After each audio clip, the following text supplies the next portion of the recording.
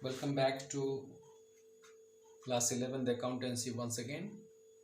And last time we have solved problems on, that is, final accounts without adjustments, and this time we shall deal with preparation of the financial statements with adjustments. That was without adjustment, now with adjustments. So सबसे पहले हमको क्या ध्यान देना है कि ये जो एडजस्टमेंट्स हैं है क्या और क्यों हम एडजस्टमेंट करें. That means why there should be adjustments. Adjustment क्यों है और you can say what is the need of the adjustment. हमारा नीड क्या है एडजस्टमेंट के लिए. ठीक है, तो एडजस्टमेंट क्यों करते हैं. In the very initial stages of accounting, initial stages में जब डिस्कस हमने किया था, one that is thing we have discussed, that is accrual concept of accounting. ठीक है, तो एक्रुअल एजम्पशन जिसको हम कह रहे हैं और एक्रुअल बेसिस ऑफ अकाउंटिंग. अगर हम बेसिस ऑफ अकाउंटिंग की बात करें तो cash basis and accrual basis. Okay, तो हम लोग कैश बेसिस में ट्रांजैक्शंस रिकॉर्ड नहीं कर रहे हैं, बुक्स ऑफ अकाउंट्स हम मेंटेन नहीं कर रहे हैं, बल्कि हम कर रहे हैं accrual basis. Accrual basis means कि within one accounting year जितना हमारा एक्सपेंडिचर्स है, ओके, और जितना हमारा इनकम्स है, अगर हम लोग एक्सपेंडिचर पे किए हैं नहीं किए हैं कोई मतलब नहीं है, इनकम्स रिसीव किए हैं नहीं किए हैं, वो ड्यू हो चुका है तो हमको रिकॉर्ड करना है. ठीक है, और जो हम एडवांस में रिसीव किए हैं उसको हटा देना है, ये काम है ना. तो एक्रुअल एजम्पशंस के अनुसार हमको रिकॉर्ड करना है the accounting year. Within the accounting year whatever expenditure और incomes are coming, that will be recorded, that will be taken for the calculation of the profit और loss. Okay, so adjustment इसीलिए हम लोग करना पड़ेगा, हम लोग को करना पड़ेगा एडजस्टमेंट्स. ठीक है, तो एडजस्टमेंट ट्रायल बैलेंस बनाने के बाद, ठीक है, ट्रायल बैलेंस हमने बना दिया और बाद में एडजस्टमेंट जब दिया है वो एडजस्टमेंट को हमको यहाँ पर लाना है. ठीक है, तो ऐसे हो सकता है देयर आर सर्टेन एक्सपेंडिचर्स जो कि हमने ड्यू हो चुका है हमारे लिए लेकिन हमने पेमेंट नहीं किया है. कुछ एक्सपेंडिचर ऐसे हो सकते हैं जो कि हमने पहले से पेमेंट कर दिया है.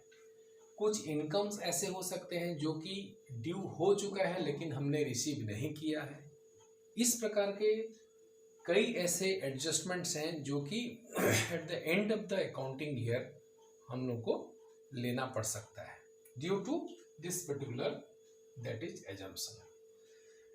ओके, देन तो ऐसे एडजस्टमेंट्स को हम कैसे डील करेंगे और फाइनल अकाउंट में कैसे डील करना है, उसके लिए सबसे पहले क्या करना है, आपको एडजस्टिंग एंट्री पास करना होता है. एडजस्टिंग एंट्री के थ्रू हमको trading and profit and loss account में लेना है. और यहाँ पर आप ध्यान दीजिए कि हमारा कॉमन एडजस्टमेंट्स जो है, जो हमारे सिलेबस के अनुसार, एडजस्टमेंट तो बहुत सारे हैं लेकिन कॉमन एडजस्टमेंट जो है जो हमारे सिलेबस में है, हमारे क्लास 11 CBSE अकाउंट्स में, वो ये है, that is as per the 2021 syllabus. सबसे पहले closing stock, then outstanding expenses, prepaid expense, accrued incomes, income received in advance, depreciation, then bad debts, provision for bad debts, provision for bad debts के बाद provision for discount on debtors, then abnormal loss, goods taken for personal use or staff welfare, then interest on capital and manager's commission. But apart from this, there are other adjustment are also there, but we shall deal with this adjustment only because syllabus में इतना ही आपको दिया गया है. That means questions will be asked from this. Okay, तो you see, इसमें से today we are going to take only 4 adjustments.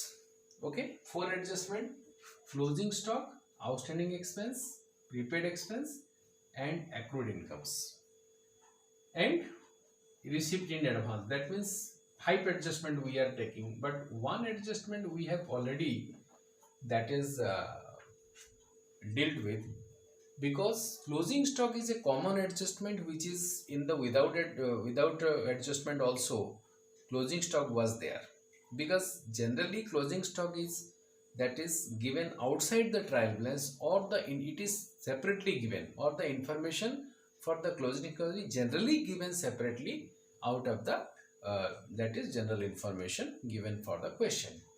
तो क्लोजिंग स्टॉक के लिए हमको क्या करना है, क्लोजिंग स्टॉक ट्रायल बैलेंस के बाहर ही रहता है और उसका ट्रीटमेंट आप लोगों को पहले से मालूम है, बिकॉज हमने विदाउट एडजस्टमेंट का प्रॉब्लम सॉल्व कर चुके हैं, ठीक है.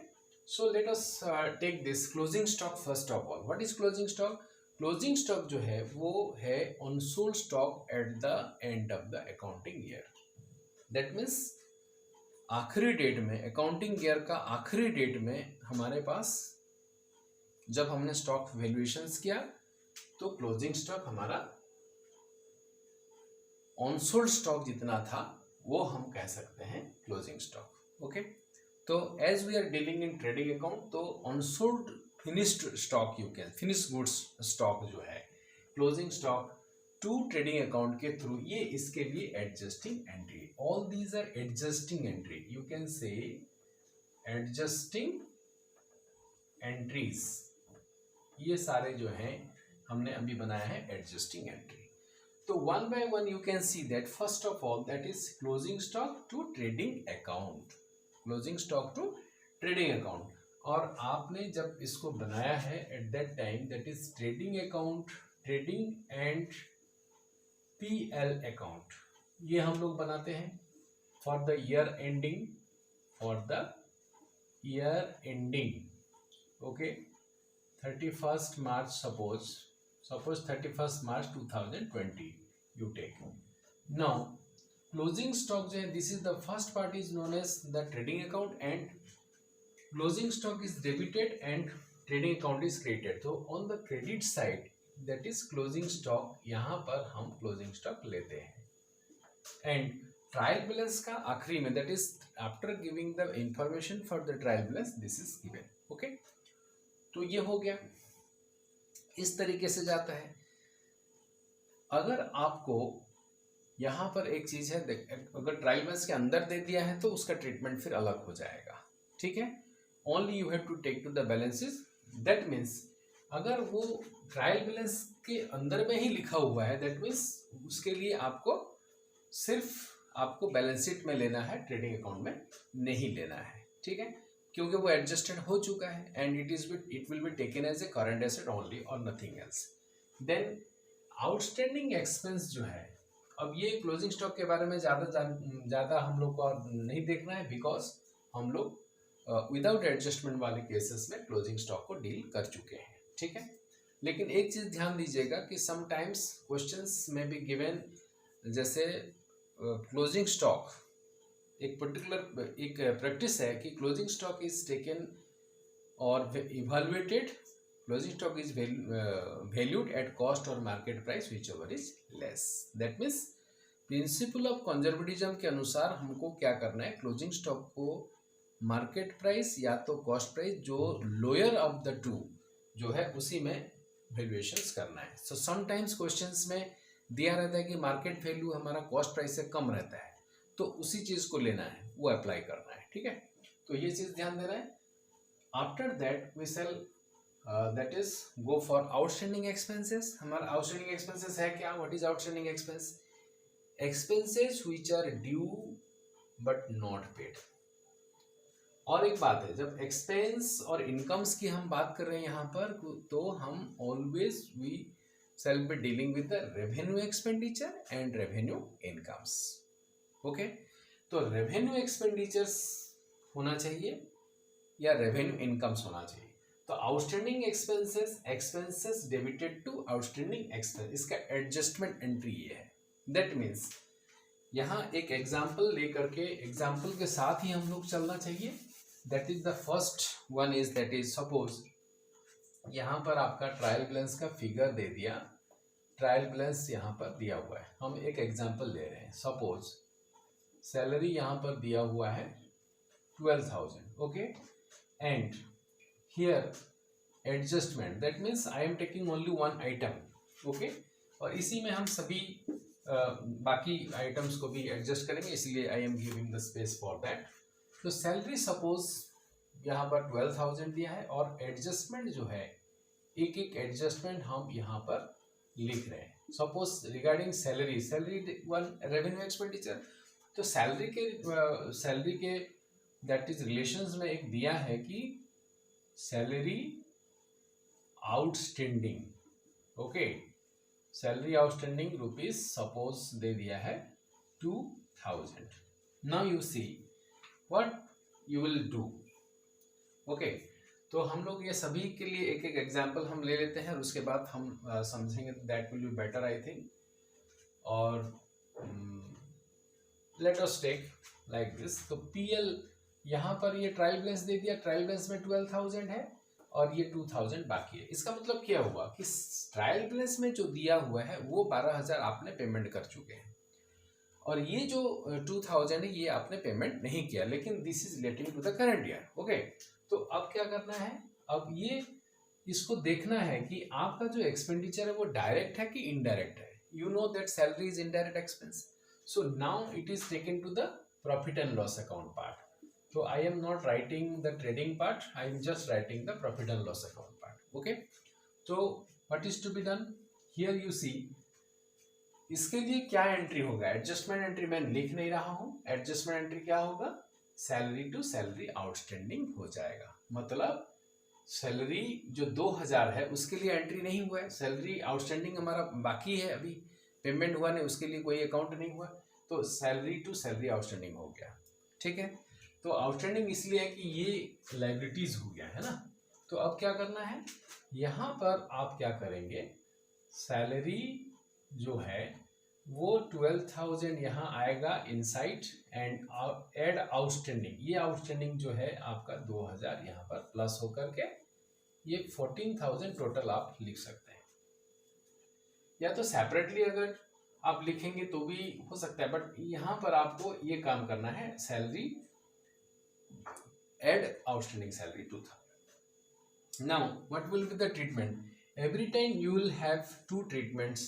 Balance sheet, in the balance sheet what you will do, on the liability side you see this is the liability side, ये है आपका liability side and this is the asset side, okay। तो on the liability side amount, liability side में आप क्या करेंगे, salary outstanding जो है, for short I have written OS, that is 2,000, मतलब ये लाइबिलिटी अभी है and this is current liability. कोई भी रेवेन्यू एक्सपेंडिचर अगर आउटस्टैंडिंग है, अभी तक आपने पेमेंट नहीं किया है, it is due but not yet paid, वो हो जाता है दैट इज करंट लाइबिलिटी। तो लाइबिलिटी साइड में आ गया, इसका ट्रीटमेंट ओवर हो गया। तो this is the way that you, just like that rent अगर आउटस्टैंडिंग है तो रेंट का ऐसा कर सकते हैं, ठीक है। और कोई एक्सपेंडिचर जो रेवेन्यू है वो आउटस्टैंडिंग, इसी तरीके से ट्रीटमेंट हो सकता है। और एक आइटम हम लेते हैं प्रीपेड।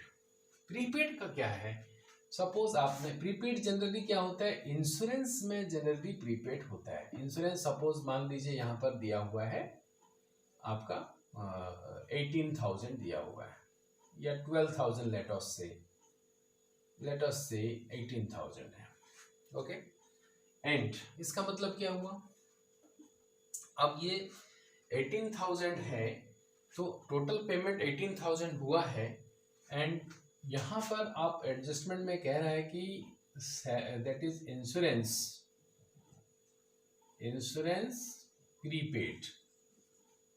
प्रीपेड रुपीज सपोज 6,000, मतलब 6,000 जो है अगले साल के लिए prepaid, okay. Sometimes it is given like on expired premium, okay. Generally insurance, rent, ये सब ऐसा होता है, but you can not say that other items are not coming under prepaid expense.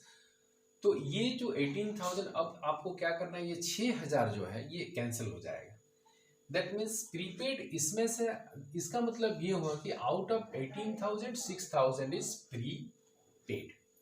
तो प्रीपेड के लिए क्या करना है, prepaid expense to expense, that means इस पर्टिकुलर केस में क्या हो जाएगा, प्रीपेड इंश्योरेंस हो जाएगा, in this case it will be prepaid insurance that is 6000 and ये हो जाएगा इंश्योरेंस दैट इज 6000। मतलब ये हुआ कि यहाँ 18000 का 6000 कैंसिल हो जाएगा। ओके, हमने पेमेंट के टाइम में तो इंश्योरेंस लिख दिया, अब ये प्रीपेड इंश्योरेंस टू इंश्योरेंस हो गया cancellations. Okay, now what you will have to do under PL. PL में आप क्या करेंगे, ये तो एक्सपेंडिचर है, आप यहाँ पर लिखेंगे इंश्योरेंस, वही दैट इज डेबिट साइड में आएगा because debit all expenses and losses that is 80,000। हमेशा याद रखिएगा जिसका एडजस्टमेंट अगर दिया है तो उसको आप इनसाइड द कॉलम्स लिखेंगे, मतलब मेन कॉलम्स में नहीं लिखेंगे क्योंकि उसको एडजस्ट करना है। तो प्रीपेड कितना है, 6000 प्रीपेड है, तो आप माइनस करने के बाद आ गया 12,000 because this particular insurance premium 6000 is not relating to the current year, current year के लिए नहीं है। ठीक है, इसलिए ये 6000 यहाँ से हमने माइनस कर दिया। अब बारी आया that is how to record it in the balance sheet. Balance sheet में कैसे रिकॉर्ड करेंगे, बैलेंस शीट में हम आ जाएंगे यहाँ पर एसेट साइड, क्योंकि ये हमको और देना नहीं है, we have to get the benefit of this 6000 in the next year, that means हमने एडवांस में पेमेंट कर दिया, तो ये हो जाएगा assets that is prepaid insurance, यहाँ पर आ जाएगा प्रीपेड इंश्योरेंस 6000, ये एसेट है। और जब ये कैंसिल हो जाएगा अगले साल, जब ये समय चला जाएगा तब ये यहाँ पर अपीयर और नहीं करेगा क्योंकि हमको बेनिफिट मिल जाएगा। ठीक है, तो इस तरीके से आपका प्रीपेड, अगर ये हो गया आपका लाइबिलिटी, ये हो गया आपका एसेट, करंट एसेट्स होगा, ये भी करंट लाइबिलिटी हुआ, ये करंट एसेट हो जाएगा। अब आई बारी एक्रूड इनकम्स की। तो व्हाट इज एक्रूड इनकम, ये चारों रिलेटेड हैं 2, 3, 4, 5।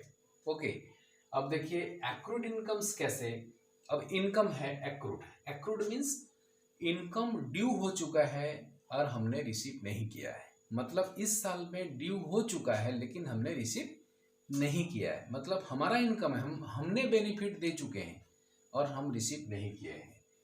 और यू कैन से income earn but not yet received. Suppose rent, generally rent ऐसा होता है, हमने रेंट नहीं रिसीव किया है, तो अगर इनकम है तो कहाँ जाएगा, क्रेडिट इनकम्स, ट्रायल बैलेंस का क्रेडिट साइड में। Suppose the same thing, suppose we are taking 18,000 और यू कैन से रेंट मान लीजिए 2,000 का होता है, तो 22,000 आपने रिसीव किया है और 2,000 बाकी है। सपोज 2,000 हर महीना आप रेंट लेते हैं। अब यहाँ पर एडजस्टमेंट में क्या देगा, तीसरा एडजस्टमेंट आप लिख लीजिए कि रेंट टू बी रिसीव्ड और accrued rent to be received ₹2,000 for the month of March होगा नेचुरली। अगर एक एक महीने में, हर महीने में हम रिसीव करें, मार्च का हमने रिसीव नहीं किया और मार्च 31 को हमने बुक्स ऑफ अकाउंट क्लोज कर दिया। ठीक है, तो अब ये 2,000, इसका एंट्री क्या होगा, एक्रूड इनकम, यहाँ पर क्या हो जाएगा, एक्रूड रेंट हो जाएगा हमारे क्वेश्चन के हिसाब से। Accrued rent to rent account हो जाएगा, इनकम का नाम हो जाएगा रेंट अकाउंट, यहाँ पर रेंट अकाउंट हो गया। ठीक है, 2000। तो एक्रूड रेंट का मतलब, एक्रूड रेंट यहाँ पर एसेट हो गया, that means we have to receive it. So ये क्या करना है, इनकम है तो इनकम साइड में आ जाएगा, you can see that is rent.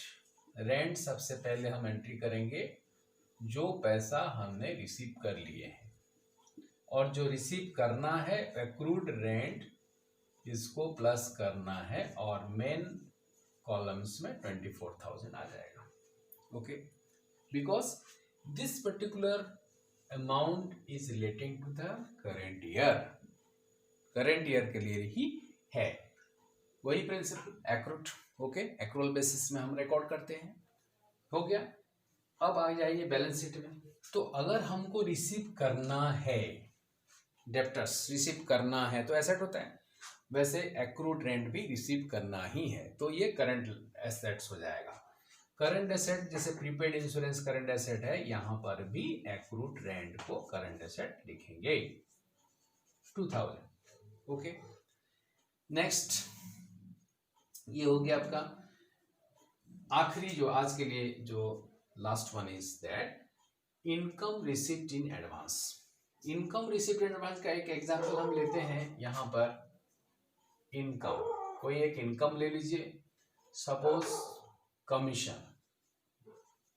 Commission एक इनकम है और हमने यहाँ पर सपोज 26,000 हमने रिसीव किया है।